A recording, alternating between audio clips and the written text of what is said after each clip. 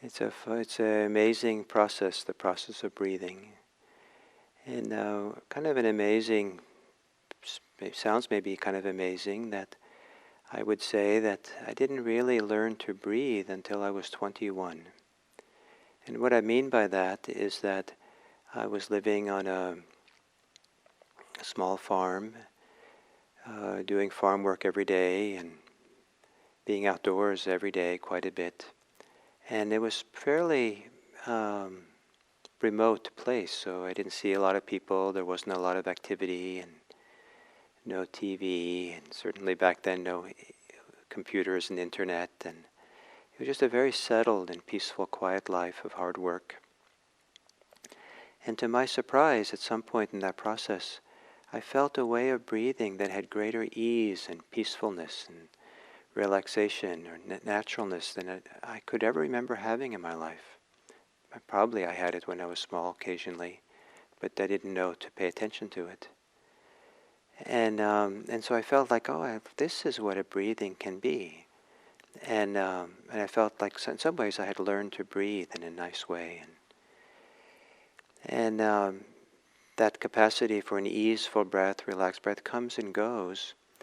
But what I love is to sit down to meditate and discover what my breathing is like today and now. And it has so many different flavors and textures and ways that it is. It's kind of like no two snowflakes are supposed to be the same. No two days have exactly the same weather. I love how, at least in this environment, the colors of the vegetation changes. It's like no 2 days are all the greenery, the way things are green, the same. There's fresh spring green and kind of, I don't know, settled green of the summer, and then things getting drier and drier and maybe turning colors. And so every day there's a change. So same thing, every breath is different. Every day the breathing is different. And to sit down, to be with breathing, is a process of discovering, that's how it is today. And inevitably what I find is that if I can just leave myself alone and allow the settling to happen, the breathing begins to relax and settle and become freer and more at ease than it was when I first sit down if I've had a busy day. And that's one of the functions of mindfulness of breathing, is to kind of get out of our own way, meaning not to be so busy, actively involved with projects and doings and fantasies and memories and discursive thoughts, conversations in our head that are often closely connected to our emotions and our desires and our drives, so that the physical body gets activated and aroused in different ways. And one way is aroused with tension and holding patterns.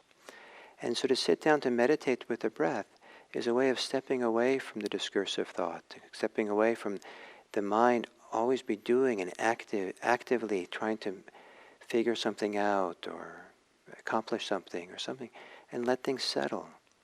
And this settling then that allows the body to settle, because the body is not being activated by the inactivated mind. And so, as I said before, one of the functions of mindfulness of breathing is to interrupt the continuity of the discursive mind. Sometimes the discursive mind is entertaining and wonderful and valuable, and I don't want to diminish its important role when it does have an important role. But not a few of us discover that a high percentage of the discursive mind and thinking is not particularly useful or helpful, and occasionally we might even recognize that what's going on in there is a bit of nonsense and not really useful. And so to have the ability to stop doing that, to interrupt that flow of discursive thought, simply by taking a moment to land in the physical experience of breathing. It's kind of like we're taking our attention and moving it from one place where our attention has been hijacked into discursive thought, and choosing to place it someplace where it's maybe useful to be, or as an alternative, and a safe alternative. And that interruption of our discursive thinking begins to lessen the pull of discursive thinking. You won't feel it each time you let go of your thoughts, but you can over and over and over and over again, if you do it repeatedly, slowly that pull into discursive thought, that fascination of with discursive thought begins to lessen, and it's easier to stay present. As we begin to be able to stay more and more with the breathing in a relaxed, simple way, kind of dedicated, trusting the experience of breathing, it can, at some point, you learn how so actually that itself is also a way of leaving ourselves alone. We're not trying to accomplish something with the breathing, mindfulness of breathing, or get somewhere. Or it's not an other kind of accomplishment or goal. It's kind of like just hanging out there as we would hang out at the riverbank in a relaxed way, watching the river go by. And all our cares and concerns begin to fall away. And we're not trying to do anything on the riverbank watching the river. We're just there. And so much settles and quiets and disappears. And I call that kind of leaving ourselves alone.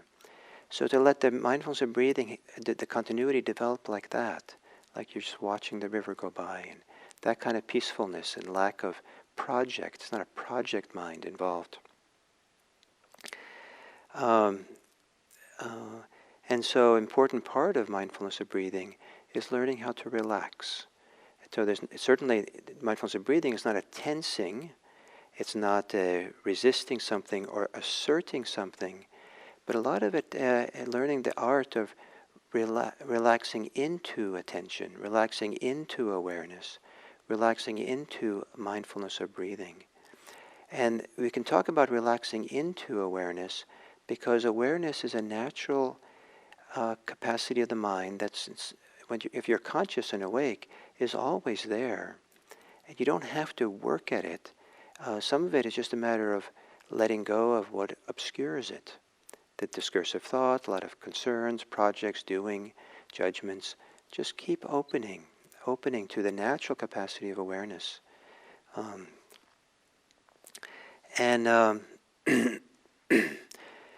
Excuse me for a minute while I cough.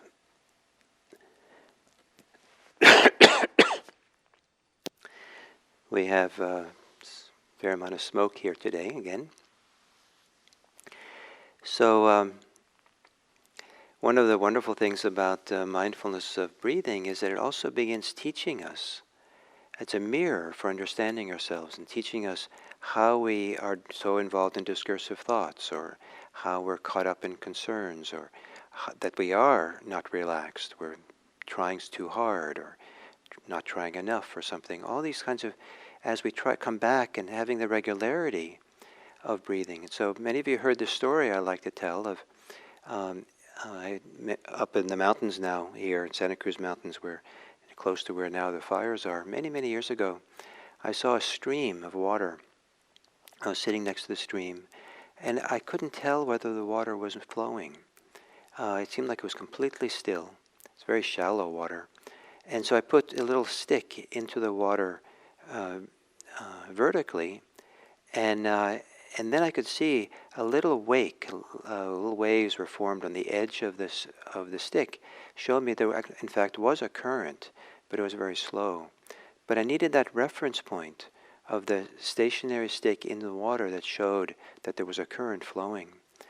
So the same way, mindfulness of the breathing is like putting a little stick into the currents of our life, currents of our mind. And so we start seeing much more how busy the mind is, how the mind might be out of control, how strong the pull is into our thinking and our concerns, or our pull into emotions, and just it isn't that wrong to do those things, but to see it clearly, be able to see it more clearly because we have this reference point of breathing. The fact that it might be hard to stay with the breathing, that's also a lesson. It's a mirror for what's going on with the mind that makes it hard.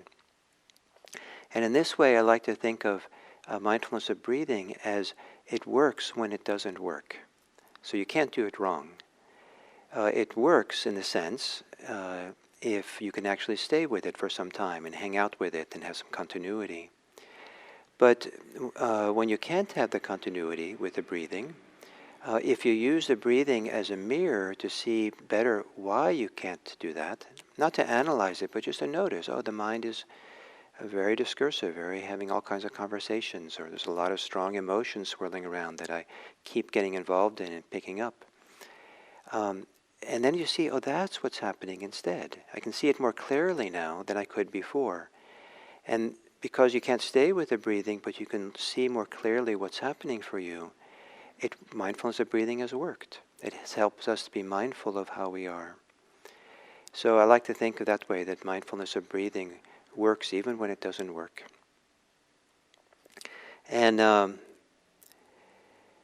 then mindfulness of breathing also, as we begin to relax into it, there is a movement towards freedom in mindfulness of breathing. The more we can stay with the breathing, the more the mind begins to let go and relax and soften. And that movement of relaxation, letting go, softening, is a movement towards what Buddhism calls liberation. And sometimes that can be felt with the exhale. Letting go, releasing with the exhale.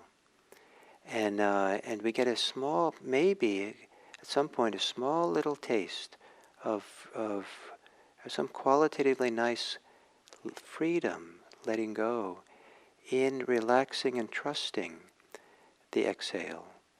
Parts of the exhale, just, oh, okay, letting go. And it's kind of like when people say, ah, in a nice way, it's a really nice thing. They do that on the exhale. And so it's kind of gentle, soft letting go that can happen there. And I'll talk more about that tomorrow morning, breathing and letting go, freedom. So thank you for being part of this, and I hope that this supports you in just a greater appreciation for your breathing. And even if breathing is difficult for you, and there's lots of times when we have challenges with the breathing, and I'm hoping that there might be just some little kernel of what I'm saying that you might find useful and supportive. And I look forward to seeing you all next time.